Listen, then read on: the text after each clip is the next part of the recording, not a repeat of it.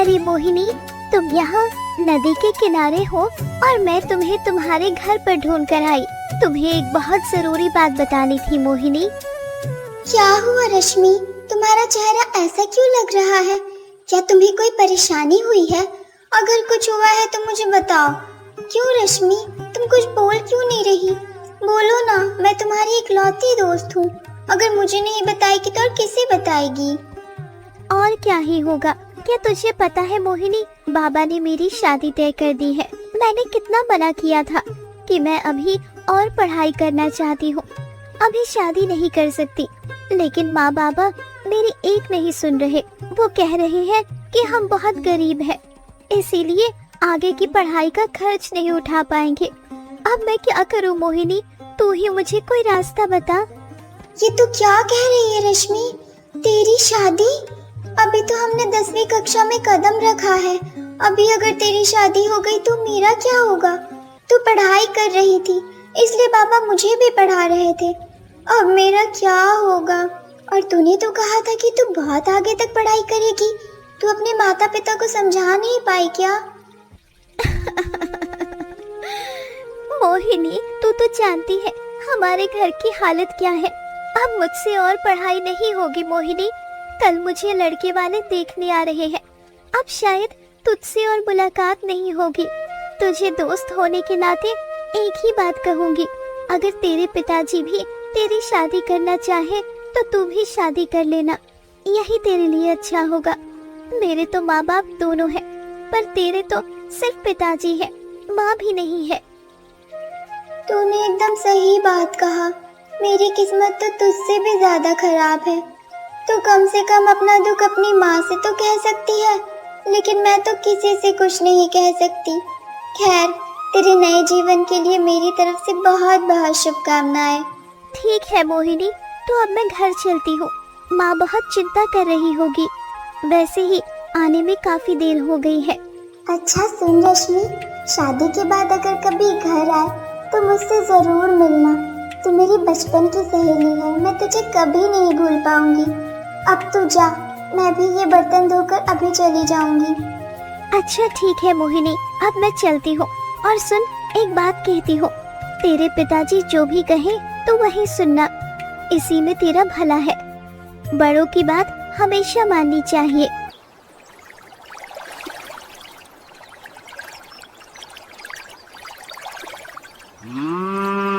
बहू, मैंने अपने छोटे बेटे के लिए पंडित जी से कहा था कि कोई लड़की देखे।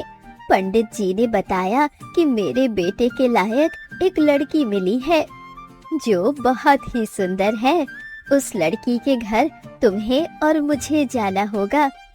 सब अच्छे से जांच परख लेना होगा, समझी? इसीलिए 2 दिन बाद तैयार रहना बहू। हम दोनों साथ में ही घर से निकलेंगे। बेटा तो शहर में रहता है, इसीलिए उसे साथ नहीं ले पाएंगे।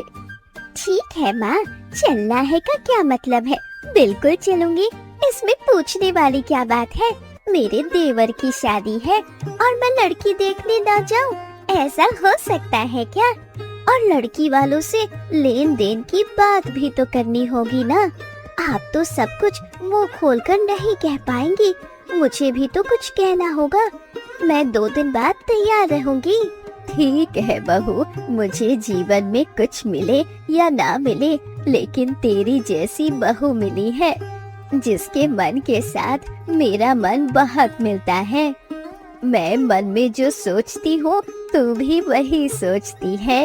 ये बात मुझे सबसे अच्छी लगती है। अगर मन ना मिले तो क्या परिवार चलता है? मन का मिलना ही सबसे बड़ा मेल है। लेकिन देखिए ना माँ, हमारे बीच इतना मेल होने के बावजूद आपके बड़े बेटे मुझे अपनी आँखों से देख नहीं सकते। उसके बारे में सोचना छोड़, वो किसे पसंद करेगा या नहीं ये उसका काम है। तू मुझे बहुत पसंद है, तू हमेशा मेरे ही पास रहेगी। वो लोग तो सत्यवादी हैं, उनके साथ बातों या काम में तू कभी जीत नहीं पाएगी। वो तो ठीक है, लेकिन माँ आपका छोटा बेटा भी तो बड़े बेटे जैसा ही है।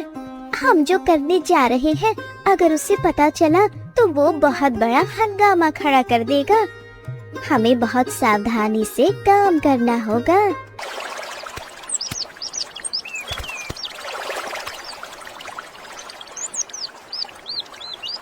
बेटी मोहिनी, मुझे तुमसे कुछ बात करनी थी। अगर तू अनुमति दे तो क्या मैं कह सकता हूँ? अरे पिताजी कहिए ना, मैं आपकी हर बात सुनने के लिए तैयार हूँ। अगर आप मुझसे नहीं कहेंगे तो किससे कहेंगे? माँ की मृत्यु के बाद आपने ही तो मेरा सारा ख्याल रखा है पिताजी, मुझे गोद में खिलाकर बड़ा किया है। हाँ बेटी, तू तो मेरी लक्ष्मी है। सुन बेटी, हर पिता का एक सपना होता है कि वो अपनी बेटी की शादी अपने हाथों से करे। दूसरे पिताओं की तरह मेरा भी यही सपना है कि मैं अपनी बेटी की शादी एक अच्छे घर में कर सकूं। सुन बेटी, पंडित जी ने तेरे लिए एक बहुत अच्छा रिश्ता लाया है। लड़का शहर में रहता है और बहुत अच्छे खानदान का है। अगर तेरी रजामंदी हो तो मैं बात आगे बढ़ाऊं, लेकिन एक बात पहले ही कह देता हूँ बेटी, अगर तू ये शादी कर लेगी तो मुझे बहुत खुशी होगी। ये आप क्या कह रहे हैं बाबा? मैं तो अभी सिर्फ 10वीं कक्षा में पढ़ती हूँ, 12वीं पास कर लूँ फिर सोचूंगी। लेकिन इतनी जल्दी शादी, मुझे कुछ समझ नहीं आ रहा। लेकिन सुनिए बाबा, अगर परिवार मेरे मन जैसा होगा तभी मैं इस शादी के लिए राजी होंगी, वरना आप तो जानते ही हैं कि आजकल के रिश्ते कैसे होते हैं, शादी के बाद तलाक हो जाते हैं। अगर परिवार ही अच्छा ना हो तो आपकी बेटी कभी खुश नहीं रह पाएगी। वो सब ठीक है बेटी, लेकिन तुझे एक बात पहले ही बता देता हूँ, लड़के वाले तुझे 2 दिन बाद देखने आएंगे। उनकी बातों पर कोई बहस मत करना, वरना उन्हें बुरा लग सकता है। समझी बेटी? उनके सामने अपना मुंह थोड़ा बंद ही रखना।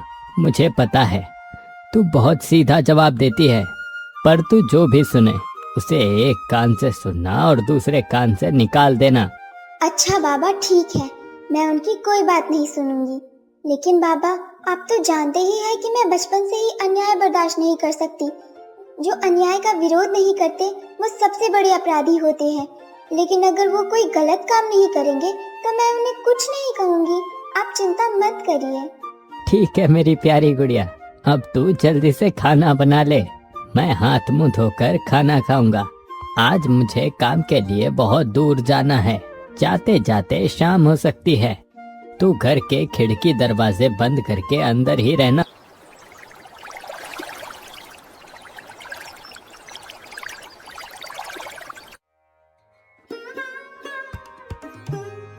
वाह वाह वाह, लड़की का रूप तो बहुत सुंदर है। नहीं नहीं, पंडित जी ने जैसा कहा था, लड़की तो उससे भी कहीं ज्यादा खूबसूरत है। हमें लड़की बहुत पसंद आई। ऐसी लड़की हमें और कहाँ मिलेगी? जैसे बाल है वैसे ही आँखें और चेहरा, बहुत सुंदर। हाँ भाई साहब, हमें आपकी लड़की बहुत पसंद आई है। आप तो लड़के के बारे में सब जानते ही हैं। मेरा देवर बहुत अमीर है, वो शहर में बड़ी नौकरी करता है, आपकी बेटी को बहुत सुखी रखेगा। मेरा बेटा तो लाखों में एक है, शहर में नौकरी की वजह से उसे छुट्टी नहीं मिली, इसीलिए वो आज नहीं आ सका। हम दोनों ही बात पक्की करने आए हैं। तो भाई साहब, अगर आपकी पसंद हो तो हम शादी की बात आगे बढ़ाएं। बहन जी, ये सुनकर मुझे बहुत खुशी हुई कि आपको मेरी बेटी पसंद आई। मैं तो आप लोगों के साथ रिश्ता जोड़ने के लिए पहले से ही तैयार था। मैं इस शादी के लिए राजी हूँ। आपको मेरी बेटी से जो भी पूछना है पूछ लीजिए। मैं तो ज्यादा कुछ पूछ नहीं पाऊंगी, जो भी पूछेगी मेरी बड़ी बहू ही पूछेगी। मैं तो बूढ़ी औरत हूँ, ये सब ज्यादा नहीं समझती। लेकिन भाई साहब, आपके घर की ये हालत क्यों है? घर पक्का ना बनवाकर ऐसा कच्चा घर क्यों है? क्या बताऊं बहन जी, हम उतने अमीर नहीं हैं। मेरी पत्नी के गुजर जाने के बाद मेरी बेटी को बहुत मुश्किलों से पाला है, इसीलिए पैसे जमा नहीं कर पाया। सब बेटी की पढ़ाई में खर्च हो गया और खाने पीने का तो छोड़ ही दीजिए। वो सब तो ठीक है, हमें उससे मतलब नहीं। हमें जो चाहिए वो मिल जाए तो काफी है। फालतू बातों से कोई फायदा नहीं। बहू, तुझे लड़की से जो पूछना है पूछ ले, चुप क्यों बैठी है? तो सुनो, तुम्हारी पढ़ाई कितनी है? ठीक से पढ़ाई की थी या सिर्फ पढ़ाई के नाम पर यहाँ वहाँ घूमती रही? नहीं दीदी, मैंने ठीक से ही पढ़ाई की है। मैंने 10वीं कक्षा तक पढ़ाई की है। आपको तो पता ही है कि हमारे घर के हालात उतने अच्छे नहीं थे, इसलिए पिताजी की जितनी हिम्मत थी उतनी मैंने पढ़ाई की। चलो ठीक है, पर खाना बनाना आता है या सिर्फ बैठकर खाना जानती हो? हमारे घर में बहुत लोग हैं, सबका खाना बनाना पड़ेगा तुम्हें। भगवान की कृपा से मुझे सब खाना बनाना आता है। बचपन में ही माँ गुजर गई थी, उसके बाद से घर का सारा काम और खाना मैंने अकेले ही संभाला है। दुनिया मुझे भले ही किसी और चीज में हरा दे, पर रसोई में कभी नहीं हरा। और सुनो, शादी के बाद तुम्हें हमारे साथ ही रहना होगा। तुम्हारा पति शहर में रहेगा, समझी? शहर जाने के लिए ज्यादा जिद मत करना अपने पति से। हम जो कहेंगे तुम्हें वही करना होगा। इसमें मुझे कोई दिक्कत नहीं है। आप लोगों के साथ रहने में ही मुझे शांति है। परिवार के साथ रहना ही सबसे बड़ी बात है। इससे अच्छा और क्या हो सकता है? सब तो ठीक है, लड़की भी लगभग पसंद ही है। अब सुनिए भाई साहब, असली बात पर आते हैं। लड़के की शादी आपकी बेटी से ऐसे ही मुफ्त में तो नहीं करेंगे। मेरे बेटे की कुछ मांगे हैं, अगर वो मांगे पूरी होंगी तभी मैं आपकी बेटी के साथ मेरे बेटे की शादी कराऊंगी, वरना नहीं। हम दहेज लेने के पक्ष में नहीं हैं, लेकिन लड़के की अपनी जरूरतें हैं। ये किसका बर्ताव है? ये बुढ़िया एक तरफ कह रही है कि लड़के को कुछ देना होगा और दूसरी तरफ कह रही है कि दहेज नहीं लेंगे। ये तो दो मुँहे नागिन जैसी बात हुई। एक मुंह से दो बातें कर रही है। देखती हूँ आगे क्या होता है। ठीक है बहन जी, आपकी क्या मांग है मुझे कृपया करके बताइए। मेरी इकलौती बेटी के पति को कुछ भी कम नहीं दूंगा मैं। जो भी चाहिए मैं अपना सब कुछ बेचकर देने की कोशिश करूंगा, भले ही मुझे सब कुछ बेचना ही क्यों ना पड़े। सुनिए, मेरा बेटा अमीर घर का लड़का है। उसे एक 2 पहिया गाड़ी चाहिए और 1 बीघा खेती की जमीन, 1 अलमारी, 1 सोफा, महंगी घड़ी, बेड, एसी और आपकी बेटी के लिए बस 8-10 तोले सोने के गहने दे देना। बस इतना दे देंगे तो हो जाएगा, हमारी और कोई मांग नहीं है। क्या आपका दिमाग खराब हो गया है? इतना कुछ मांग रही है और फिर कह रही है कि आपकी कोई मांग नहीं है। आप यहाँ लड़के की शादी करने आई है या उसे बेचने आई है? सुनिए, मेरे पिताजी इतने अमीर नहीं है कि आपकी ये सारी मांगे पूरी कर सके। चुप कर बेटी, मैंने तुझे मना किया था ना कि बड़ों के सामने मत बोलना। फिर भी तू क्यों बोल रही है? मैं तेरी शादी किसी भी कीमत पर करना चाहता हूँ। अपना सब कुछ बेचकर भी तुझे अच्छे घर में विदा करना चाहता हूँ। पिताजी आप चुप रहिए। क्या आप मुझे इनके हाथ बेचना चाहते हैं? आपने एक बार भी सोचा कि जो लोग शादी से पहले ऐसा बर्ताव कर रहे हैं वो बाद में मेरे साथ क्या करेंगे? सुनिए, मैं एक बात कह देती हूँ, मैं आप जैसे लालची औरतों के घर की बहू नहीं बनना चाहती। बेहतर होगा कि आप अपने लड़के को कहीं और जाकर बेचें, जहाँ बहुत संपत्ति हो। हम कुछ नहीं दे सकते।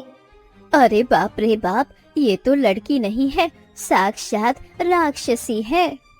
इस लड़की को अगर हम अपने घर ले गए तो 2 दिन में ही हमें निगल जाएगी। बहू, यहाँ से जल्दी चलो, हमें ऐसी लड़की नहीं चाहिए। देखो भाई साहब, कितनी बदतमीज है आपकी बेटी, हमारे मुंह पर ही बहस कर रही है। 2 अक्षर क्या पढ़ लिए, इतनी विद्रोही बन गई है। इसीलिए हमारे बड़े बूढ़े कहते थे कि लड़कियों को ज्यादा सर पर नहीं चढ़ाना चाहिए। चलो बहू, यहाँ से चलते हैं।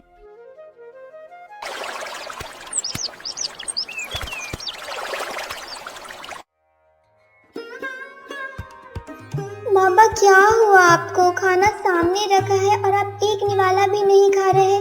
क्या मैंने कोई अपराध किया है बाबा? बोलिए ना बाबा, क्या बात है? बेटी, तेरे लिए कितना अच्छा रिश्ता आया था, पर तूने शादी ही तोड़ दी। इतना सब बोलने की क्या जरूरत थी बेटी? तू मेरी इकलौती बेटी है। अगर तुझे कुछ देकर विदा नहीं कर पाया तो मैं कैसा बाप कहलाऊंगा? अच्छा बाबा, मान लीजिए आपने मेरी शादी करवा दी, जो वो चाहते थे वो सब देकर, पर बाद में क्या? आप खुद से एक सवाल कीजिए, जो लोग एक लड़की के लिए इतना दहेज मांगते हैं वो बाद में अपनी बहू के साथ कैसा बर्ताव करेंगे? क्या पता है कि वो मुझे अच्छे से रखेंगे? क्या आप चाहते हैं कि आपकी बेटी दुख में रहे? नहीं बेटी, मैं कभी नहीं चाहता कि तू दुख में रहे। मैं चाहता हूँ कि तू हमेशा सुख और शांति से रहे। ठीक है बेटी, इस बारे में मैं तुझसे कभी बात नहीं करूँगा। तुझे जो सही लगे वही होगा, क्योंकि आखिर परिवार तो तुझे ही बसाना है। आप मुझसे सच में बहुत प्यार करते हैं बाबा, इसलिए मैं भी आपसे इतना प्यार करती हूँ। आप मुझे कितना समझते हैं। आप इस दुनिया के सबसे अच्छे पिता हैं। अच्छा बाबा, क्या शादी ही सब कुछ है? मैं चाहती हूँ कि जीवन भर आपके साथ रहूँ। मैं पढ़ लिख कर नौकरी करूँगी और आपके साथ रहूँगी। मैं आपको छोड़कर कहीं नहीं जा सकती। आप ही मेरा सब कुछ हो बाबा। मेरी गुड़िया रानी, तू मेरे बारे में कितना सोचती है।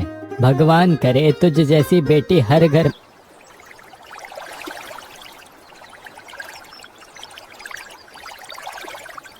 घर में कोई है क्या? ये मनोहर जी का घर है? घर में कोई है तो कृपया जवाब दीजिए। आपसे एक जरूरी बात करनी है। अरे कोई घर में है कि नहीं? कौन है आप? अंदर आइए। पिताजी अंदर ही है, जो कहना है अंदर आकर कहिए। अगर मैं गलत नहीं हूँ तो आप मनोहर जी और आप मोहिनी जी हैं, सही कहा ना? मुझे आपसे जरूरी बात करनी थी। कृपा करके बताइए कि मैंने जो कहा है वो ठीक है? हाँ, ये मेरे पिताजी हैं और मैं ही मोहिनी हूँ। पर आप कौन हैं? मैंने आपको पहचाना नहीं। अचानक कोई अनजान आदमी आकर हमारा नाम पूछ रहा है, ये कैसा तरीका है? पहले अपना परिचय दीजिए, फिर बात शुरू कीजिए, नहीं तो हमें कोई बात नहीं करनी। 1 महीने पहले 2 औरतें आपको देखने आई थी। वो मेरी माँ और मेरी मामी थी। मैं उनका बेटा